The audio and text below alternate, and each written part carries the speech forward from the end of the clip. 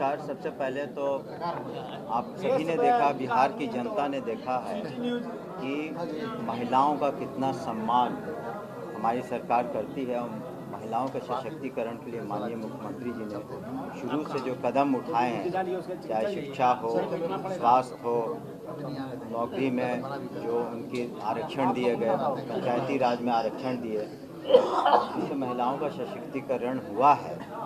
और किसी का कहना उनके बारे में किसी तरह की टिप्पणी, प्रतिकूल टिप्पणी करना ये उचित नहीं होगा।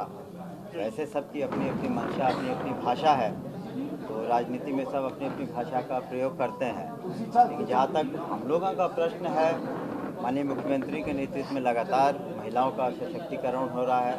और जब यात्रा होगी माननीय मुख्यमंत्री जी की आने वाले दिनों में, तो जाके देखेंगे कि और जितना उन्होंने किया है, बहुत कुछ किया, जैसा कि सभी जानते हैं, हमने भी बताया, माननीय श्रवण जी ने भी बताया। लेकिन और क्या क्या उसमें और करना है, तो वो उस पर निर्णय लेंगे और आगे की भी कार्रवाई करेंगे। सर, ये टीआरई हम लोगों ने कहा कि अतिशीघ्र इसको कर लेने के लिए, क्योंकि अभी काउंसलिंग भी मेरे ख्याल से 20 के जस्ट बाद प्रधानाध्यापकों का और प्रधान शिक्षकों का जो 12-13 दिसंबर को होने वाला था, उसकी तिथि आगे बढ़ाई गई है, क्योंकि उस दिन शायद बीपीएससी की परीक्षा थी, तो वो हो जाएगा उसके मेरे ख्याल से बाद। महीने में हो जाएगा। तो डेट तो बोर्ड तय करता है। अच्छा, तो एक भी सवाल है सर, जैसे इस महीने से आप लोग आवेदन दे रहे हैं, जनवरी महीने से उनकी पोस्टिंग कर नहीं, देखिए आप उसमें कन्फ्यूजन मत करिए। 1 से 15 दिसंबर तक जो पोर्टल खुलने की बात है, उसमें विशेष परिस्थिति में जो हमारे टीचर असाध्य रोग से ग्रसित हुए हैं या किन्हीं कारणों से अकेले रहते हैं या बच्चों की समस्या है, उनकी समस्या है, असाध्य रोगों के बारे में हम लोगों ने डिफाइन भी कर दिया है। और भी पोर्टल पे जो जो अहर्ताएँ दी गई, शर्तें दी गई हैं, वही करेंगे। लेकिन विशेष जो नियोजित शिक्षक जब सरकारी सेवक बन जाएंगे, बाकी जो परीक्षाएं हो जाएंगी तो एक साथ ही हम लोग करेंगे। जैसी परीक्षाएं ख़त्म हो जाएंगी, काउंसलिंग हो जाएगा तो करेंगे। और उसमें हमने ये भी कहा है कि हमारी नीति पूर्व की तरह उदार रहेगी। और लेकिन अगर कुछ का हम शुरू में कर देते हैं, कुछ का बाद में करते हैं, तो वो नेचुरल जस्टिस के खिलाफ होगा कि कुछ को मौका मिला, कुछ को बाद में मौका मिलेगा। इसलिए जब सभी एक साथ कर लेते हैं, लेकिन विशेष परिस्थिति में 1 से 15 के बीच में जो जनवरी से हो जाएगा, जो जैसे परीक्षाएं पूरी हो जाएंगी तो उसके बाद हम उसका करेंगे। सर, एक सवाल, लोगों को जो फिजिकल टीचर के लिए क्या कुछ होगा सर? कितना वैकेंसी जाएगा? किसका जवाब दें? फिजिकल टीचर्स के बारे में अभी भी मिले हैं, ऐसे और भी टीचर्स हैं, जैसे कि अनुकंपा के जो भी केसेस थे पेंडिंग, करीब 6421 केसेस का हम लोगों ने उसका नौकरी का प्रावधान किया है। कैबिनेट गए थे हम लोग, तो उनका पहला हक बनता है, तो उनका हम लोग सहायक के रूप में उनकी पोस्टिंग भी करने वाले हैं। दूसरा हक बनता है दिव्यांगों का, तो जो दिव्यांगों के लिए स्पेशल टीचर्स की ज़रूरत है, विशेष शिक्षकों की, उसका हम लोग पहले करेंगे। उसकी अधियाचना चली जाएगी बीपीएससी में। इसके बाद अन्य वर्गों का हम लोग देखेंगे। सर, 10+2 जो है आपका तो जवाब हमने शुरू में ही दिया कि पहले जो अनुकंपा के केसेस थे, दूसरा दिव्यांग जो छात्र छात्राएं उनके शिक्षकों का, और जो भी शारीरिक शिक्षक हो, लाइब्रेरियन हो और अन्य जो भी वर्ग हैं उनका उसके बाद हम लोग देखेंगे, समीक्षा करेंगे। नहीं, देखिए देखिए ऐसा है कि जो वैकेंसीज हैं, जो रिटायरमेंट कर रहे हैं या जिन्होंने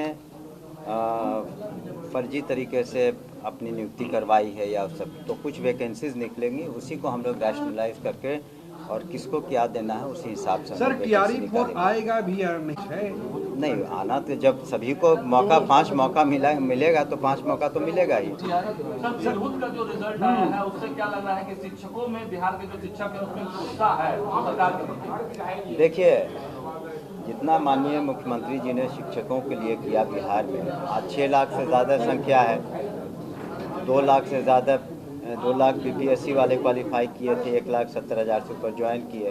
अब नियोजित शिक्षकों को हम लोग सरकारी सेवक बनने का मौका दे रहे हैं, उसमें 1,50,000 से ज़्यादा नियुक्तियां हो चुकी हैं। लेकिन एक चुनाव से आप ये नहीं कह सकते कि शिक्षक वर्ग ही पार्टी के खिलाफ है या एनडीए के खिलाफ है। इसके पूर्व का आप देखिए रिजल्ट, जो उपचुनाव हुए थे चारों, उसमें तो एनडीए की जीत हुई। तो हाँ ऑफ कोर्स, लेकिन जो अभी स्थिति बनी है उस पर पार्टी निश्चित रूप से आत्ममंथन करेगी या समीक्षा करेगी कि क्या क्या कारण रहे, और उसमें जो आवश्यक कार्रवाई करनी होगी हम लोग करेंगे। सीजे पाठक ने हरवा दिया है क्या, क्योंकि उन्होंने ही बर्खास्त इस तरह कोई व्यक्ति विशेष के करने से कोई चुनाव में हार जीत नहीं होती है। तो उस तरीके ये बताएं कि जो बेलागंज में तो 34 साल से कोई किसी एक व्यक्ति विशेष का वहाँ पर जीत होती थी, उसके बाद जदयू जीता, तो उसके लिए कौन जिम्मेवार है? जनता जिम्मेवार है। यहाँ पर जो वोटर हैं, हमने कहा कि पार्टी इसके बारे में समीक्षा करेगी कि क्या कमी रह गई थी, उसमें हम लोग और अधिक सुधार करेंगे। पर हंसी उड़ाए, लेकिन वो दूसरे नंबर पर आया है, आपको कम से कम उधर बचा दिए हैं। देखिए, जब जनता मालिक है, किस वक्त क्या निर्णय लेगी उस पर निर्भर करता है। तो हम लोग कोई हंसी मजाक तो नहीं कर रहे थे, लेकिन इतना ज़रूर है कि अभी उन्होंने जो भी कार्रवाई की, आप उनसे भी पूछिए कि उन्होंने जो बड़े बड़े दावे किए, क्या वो दावे सच हुए? सर एक सवाल ये है, छह को लेकर भी पटना पुलिस ने अपनी तरफ से एफआईआर दर्ज कराई है और खान सर ने जदयू के शीर्ष नेताओं से मुलाकात की है। क्या लगता है सर, क्या जिन लोगों ने प्रदर्शन को बढ़ावा दिया है या छात्रों को उकसाया है, उनके खिलाफ केवल कागजी कार्रवाई होगी या सतही तौर पे कोई कार्रवाई होगी? देखिए, पुलिस जो है, पुलिस इन्वेस्टिगेशन जो होता है वो इंडिपेंडेंट होता है ऑफ एनीवन। वो पुलिस को कोई डायरेक्शन पॉलिटिकल अथॉरिटी या कोई नहीं दे सकता। पुलिस साक्ष्य के आधार पर विधि सम्मत कार्रवाई करती है। तो उसमें क्या क्या पहलू थे, उस जिस तरह का प्रोटेस्ट हुआ उसमें क्या क्या पहलू थे, तो बहुत सारी तो अफवाहों पर का बाजार गर्म रखा गया। तो पूरे उसके पीछे क्या षड्यंत्र था, क्यों हुआ, ये पुलिस सभी पहलुओं को जी, तो उसके बारे में पुलिस सारी बातों को छानबीन करेगी। और इन्वेस्टिगेशन जब एक बार एफआईआर हो जाता है तो it is independent of any authority, तो वो अपना विधि सम्मत कार्रवाई करेगी। सवाल है कि सर एक ही मामले में छात्र नेता दिलीप को दिया गया, ये पुलिस